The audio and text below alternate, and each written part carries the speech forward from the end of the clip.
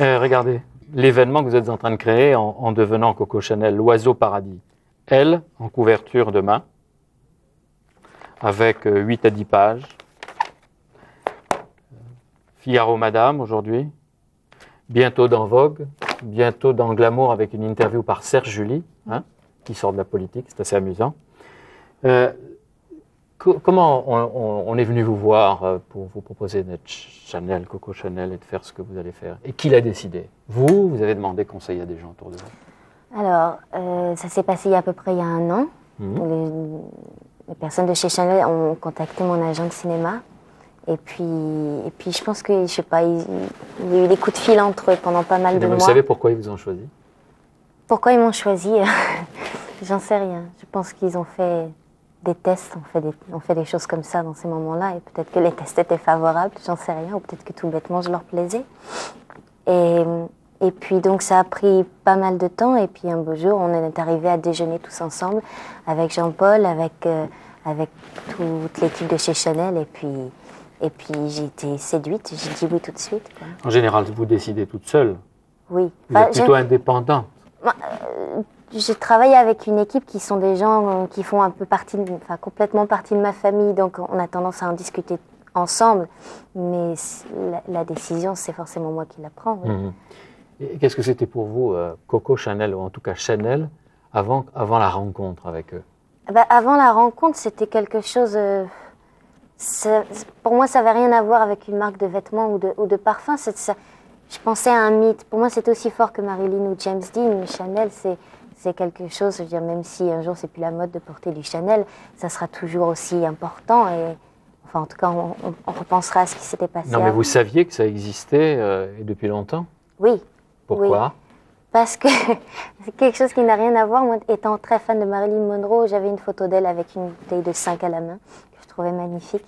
C'est ça. Et quand on vous dira qu'est-ce que vous portez la nuit, vous direz comme elle, un parfum. Aujourd'hui, il y a beaucoup de curiosité autour de vous, Vanessa, c'est vrai. Est-ce que vous avez le sentiment qu'on vous aime? Et est-ce que ça a toujours été comme ça?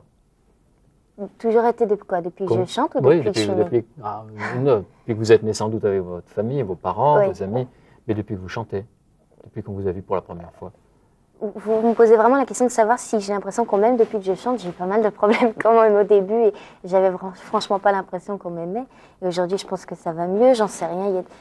Il y a des choses qui se tempèrent et qui se calment au bout d'un certain temps. Et puis, je sais pas, un succès aussi rapide que le mien, ça, je pense que les gens ont du mal à l'accepter. Donc, au bout de quelques années, ça s'efface un peu dans l'esprit des gens et puis je deviens quelque chose de normal, quoi. De normal? Ouais, je sais pas. Qu'est-ce qui fait votre succès, votre présence auprès d'un certain nombre de gens? Quand vous lisez, elle a un charme pervers et étrange. Est-ce que vous croyez que c'est simplement le physique? Vous? J'espère pas, non. J'espère pas parce que ça serait triste, quoi. Mais j'en sais rien. Peut-être pendant un moment, j'ai pensé que les gens étaient intrigués par moi parce que j'étais adolescente et qu'on est très ambigu à cet âge-là. Aujourd'hui, j'ai bientôt 19 ans et peut-être que maintenant, comme je suis plus ambiguë, je ne vais plus plaire du tout. J'en sais rien. Je ne sais pas. Maintenant, vous êtes vieille. Oui, je suis très vieille. Oui, parce que c'est extraordinaire. Quelquefois, on dit, elle a 18 ans, 19 ans. Quand elle va être adulte? Mais adulte, vous l'êtes depuis longtemps, non? Depuis longtemps. Dans votre tête, vous? Ah, dans ma tête, je ne pense pas être adulte et j'espère ne l'être jamais. Je sais pas, on a tendance à dire que la part des 18 ans, ça ne change rien. Et pourtant, le jour où j'ai eu 18 ans, tout a commencé, excusez-moi, mais les emmerdements des adultes, je les ai reçus. Je sais ce que c'est maintenant. C'est bizarre, mais dans ma tête, je ne pense pas être adulte. Mais chaque fois, vous remettez le compteur à zéro, vous recommencez la vie, non? Moi, j'aime ça. J'adore ça. D'abord, j'aime pas quand les choses sont trop simples. J'aime bien me battre et j'aime bien avoir la sensation que rien, de toute façon, ne va être facile et qu'on ne va pas m'aider. Donc, partir à un point zéro, c'est le meilleur moyen, je pense. Alors, on va revenir aux 30 secondes de pub. Je suis d'accord avec ceux qui diront que c'est un chef-d'œuvre en pub de Jean-Paul Goude. Le trapèze, c'est vous, hein? Oui.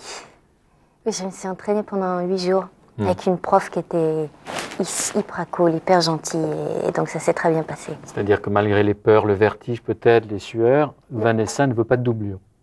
Je Je sais pas, Jean-Paul aurait demandé quelque chose de complètement hallucinant, peut-être que je me serais fait doubler, mais là, ça n'était pas vraiment compliqué, donc je sais pas pourquoi je l'aurais pas fait. Vous recommencerez, vous continuerez à faire du trapèze, si on voit la vie comme ça d'en haut, avec ce balancement qui est peut-être un signe de légèreté. C'est formidable, j'avais entendu des trapézistes dire que l'endroit le mieux où ils étaient, c'était là-haut, et c'est vrai, quoi. C'est une sensation on a tellement l'impression d'être libre. D'abord, je sais pas, première chose, si on a envie de se lâcher, personne ne peut vous en empêcher, on le fait. Donc c'est vraiment la liberté là-haut.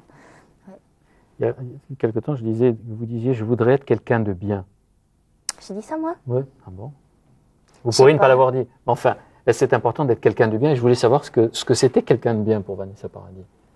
Je sais pas, j'ai pas vraiment de définition. Quelqu'un de simple, je pense, d'intègre avec lui-même, donc intègre avec les autres, peut-être. Et on peut passer une grande partie de sa vie sans trop tricher, d'après vous?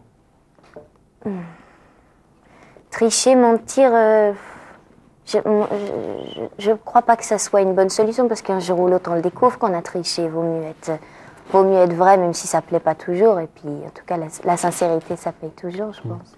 Et c'est le mensonge qu'on découvre quand on arrive à l'âge adulte. Oui, oui. On découvre des choses qu'on ne pensait pas exister. On se disait non, c'est pas possible, c'est trop gros. Et puis si, ça existe. Est-ce que vous vous souciez de ce qu'il y a dans la tête, ou ce qu'imaginent les gens qui vous regardent? Non, je n'aimais pas. À ce point? Non, je sais pas. En un coup d'œil, on le voit, on regarde dans les yeux des gens, on voit tout de suite s'ils ont envie de vous cracher dessus ou s'ils ont envie de vous donner des baisers.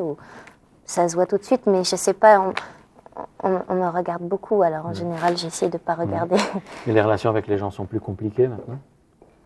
Je les trouve plus simples qu'avant. Plus simples que quand j'avais 14 ans.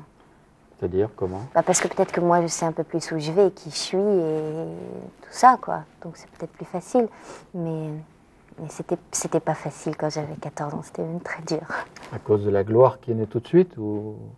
Oui, c'était tellement rapide et puis il faut un temps pour s'adapter à ça, quoi. Je veux dire, le succès, ça a quelque chose de merveilleux. C'est merveilleux. Enfin, je parle pas du succès de faire de la musique, quoi. C'est merveilleux, mais il y a tas de choses autour qui sont pas forcément merveilleuses et il faut vivre avec.